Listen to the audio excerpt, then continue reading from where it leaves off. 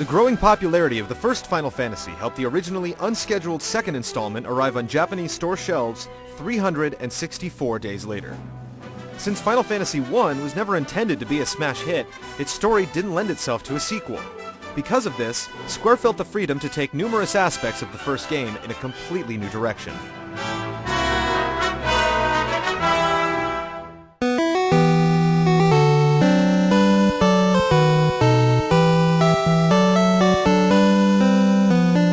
Final Fantasy II was released in Japan on December 17, 1988.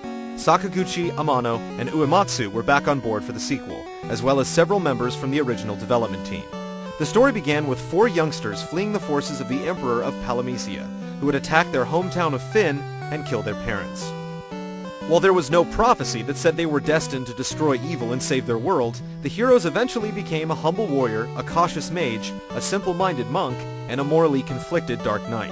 But unlike Final Fantasy I, there was no opportunity to upgrade these classes. For the first time, they were ingrained into their characters.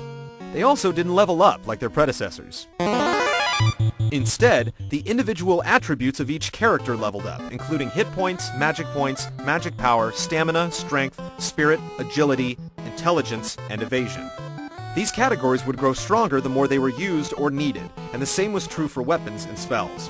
Focusing on a character's melee or magical abilities would cause the opposite to be adversely affected, forcing players to choose one or the other. This new system was designed to create a more realistic progression formula based on cause and effect, and give the player more control over what piece of armor, type of weapon, or brand of magic they wanted to increase in power. However, it opened up several opportunities to cheat the system and build up your characters much faster than intended. When you canceled the command you previously assigned to one of your battling sprites, the performance enhancement would still be registered.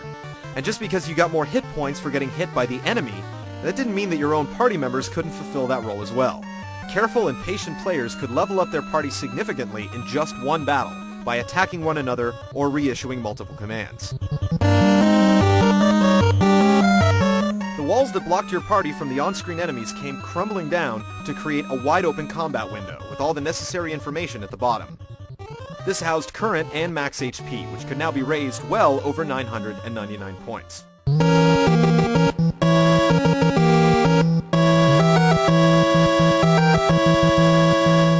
Final Fantasy II also fashioned a new style of questing and story progression, which involved memorizing key terms from NPC dialogues that would be brought up in later conversations.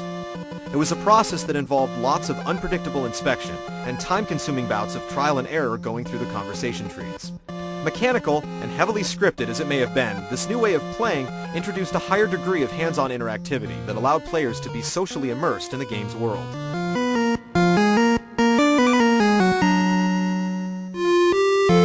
The fresh but flawed experience method and question-answer plot progression were just 2 of many additions to the sequel.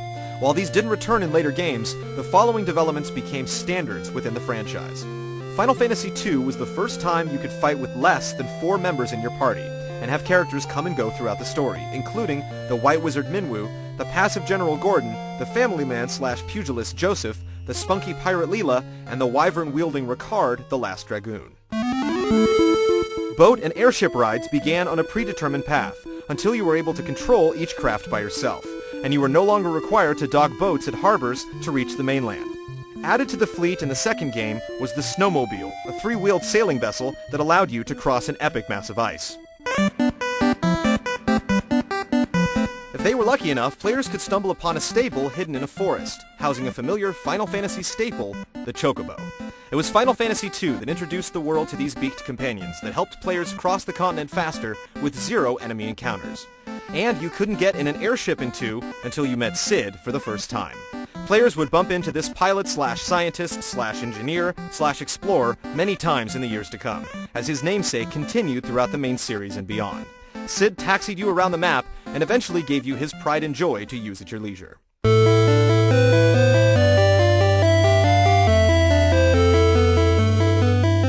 Final Fantasy II's story was much more involved than the tale that was told before it. The characters had preset relationships, and several heroes passed on or blinked away, sacrificing themselves for the greater good. In total, 6 good guys died before the story was over. The plot strangely mirrored that of Star Wars Episode 4, involving young heroes joining a rebellion. The Empire imposed its will using a giant metal ship, with a distraught princess tucked inside.